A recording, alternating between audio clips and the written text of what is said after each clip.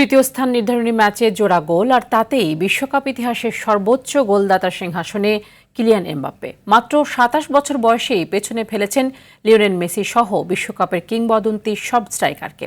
কিন্তু এখানেই কি থামবেন ফরাসি তারকা, নাকি সামনে ভাঙবেন মেসির আরও কিছু রেকর্ড? আবার এমন কিছু কীর্তিও আছে যেগুলো এখনও তার নাগালের বাইরে। রেকর্ডের নতুন রাজাকে নিয়ে আতিকুল ইসলাম শাকিলের রিপোর্ট। সেন্সিটিভিটি আমার নাই, আছে হোয়াইট প্লাস প্রো সেন্সিটিভ। দাঁতের সেন্সিটিভিটি হলে খান মন খুলে। বিশ্বকাপের মঞ্চে গোল করা যেন এমবাপ্পের অভ্যাস। 2018-তে কিশোর বিস্ময়, 2022-এ গোল্ডেন বুট আর 2026-এ ইতিহাসের সর্বোচ্চ গোলদাতা। মাত্র 3টি বিশ্বকাপ খেলেই তিনি ছাড়িয়ে গেছেন মিরোস্লাভ ক্লোসা, রোনালদো নাজারিও, এমনকি লিওনেল মেসিকেও। এখন তার বিশ্বকাপ গোল 22টি। এই বয়সে এমন অর্জন বলছে এটি হয়তো শেষ নয়, বরং শুরু।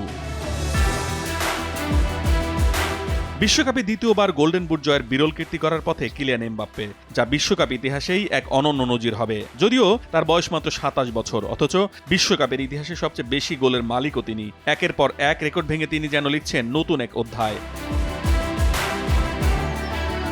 এখন একটি প্রশ্ন সামনে আসছে, মেসির আর কোন কোন রেকর্ড ভাঙতে পারেন এমবাপ্পে?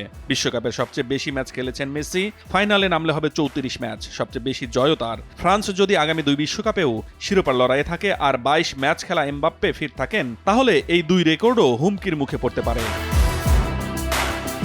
তবে সব রেকর্ডই যে তার হবে এমন নয়। দীর্ঘ ক্যারিয়ারের ধারাবাহিকতা, assist, player of the match কিংবা আন্তর্জাতিক ফুটবলের সামগ্রিক অর্জনের মতো অনেক উচ্চতায় এখনও মেসি আলাদা অবস্থানে। মেসির 2 দশকের ধারাবাহিক পারফরমেন্সের মতো কীর্তিগুলো এখনও এমবাপ্পের জন্য বিশাল চ্যালেঞ্জ।